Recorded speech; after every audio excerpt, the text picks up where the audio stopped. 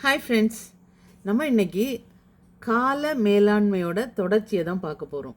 கால மேலாண்மை, time management அப்படின்றது ஒரு சின்ன விஷயத்துக்குள்ளே அடங்கி போகிற விஷயம் இல்லை. அது ஒரு பெரிய வாஸ்ட் சப்ஜெக்ட். அது சரியா? அதில் இருந்து ஒரு சில விஷயங்களை நம்ம கொஞ்சம் நமக்கு தெரிஞ்ச வரைக்கும் நம்ம அதை பற்றி பார்ப்போம். ஆக்சுவலி காலம் பொன் போன்றது அப்படின்னு சொல்லுவாங்க. ஆனால் அது சரியில்லை. பொண்ணாவது நம்ம இழந்தால் நம்ம அதை மீட்டு வாங்கிடலாம்.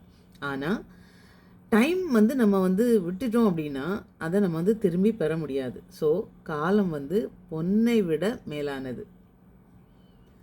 அதே மாதிரி நம்ம காலத்தை கரெக்டாக நம்ம மேனேஜ் பண்ணுறோம் அப்படின்னா நமக்கு கிடைச்ச காலத்தை நம்ம யூஸ்ஃபுல்லாக யூஸ் பண்ணுறது ஒரு விதம்.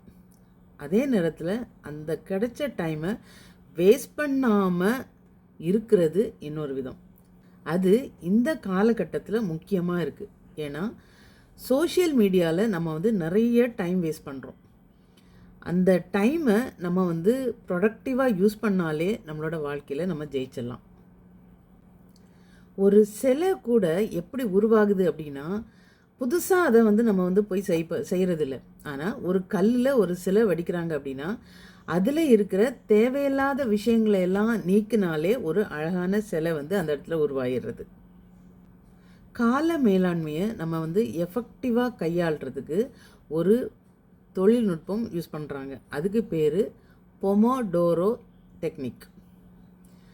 இந்த டெக்னிக்கில் என்ன சொல்லித்தராங்க அப்படின்னா நம்ம 25 நிமிடங்கள் நம்ம கண்டினியூஸாக நம்ம கான்சன்ட்ரேட்டடாக ஒரு வேலையை நம்ம செய்தோம் அப்படின்னா இன்பிட்வீனில் ஒரு 5 மினிட்ஸ் பிரேக் எடுத்துட்டு திரும்ப ஒரு வேலையை நம்ம செய்யும்போது இன்னும் நம்ம ஃபுல் கான்சன்ட்ரேஷனோடு செய்ய முடியும்.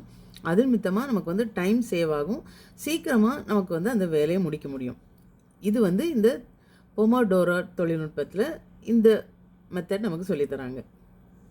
டைம் மேனேஜ்மெண்ட் அப்படின்றது ஏதோ ஒரு நாள் டைரி எழுதி வச்சுட்டு அந்த வேலையை செய்துட்டு அப்படியே விட்டுட்டு போகிறதில்ல. அதை தொடர்ந்து செய்யணும். அதே நேரத்தில் கரெக்டாகவும் செய்யணும். எந்தெந்த நேரத்தில் எப்படி எப்படி செய்யணுமோ அதை நம்ம கரெக்டாக செய்யணும்.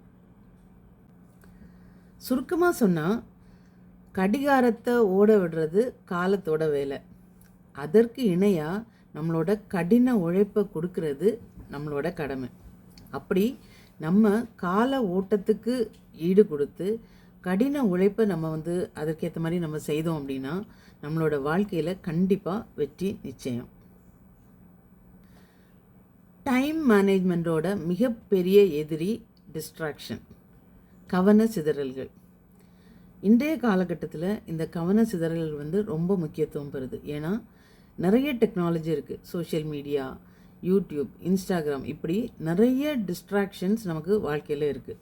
நம்ம ஒரு 5 மினிட்ஸ் அதில் ஸ்பெண்ட் பண்ணிட்டு வருவோம், அதை போய் பார்த்துட்டு வருவோம் அப்படின்னு சொல்லி நம்ம ஒரு சோஷியல் மீடியாவுக்குள்ளே நுழைஞ்சோம் அப்படின்னா நம்ம எங்கே இருக்கிறோம், எப்படி அந்த டைம் ஸ்பெண்ட் பண்ணுறோன்றது தெரியாமலே நம்மளோட டைம் நிறைய வீணடிக்கப்படுது. இந்த மாதிரி டிஸ்ட்ராக்ஷன்ஸ் எல்லாத்தையும் நம்ம கண்ட்ரோல் பண்ணி தேவையானதுக்கு மட்டும் அதை யூஸ் பண்ணிவிட்டு எஃபெக்டிவாக நம்ம டைமை யூஸ் பண்ணோம் அப்படின்னா நம்மளோட வாழ்க்கையில் நிச்சயம் நம்ம முன்னேறலாம். இப்படி டைம் மேனேஜ்மெண்ட்டை நம்ம எஃபெக்டிவாக கையாண்டோம் அப்படின்னா நம்முடைய வாழ்க்கையில் நிச்சயமாக வெற்றி பெறுவோம். வெற்றி நமதே.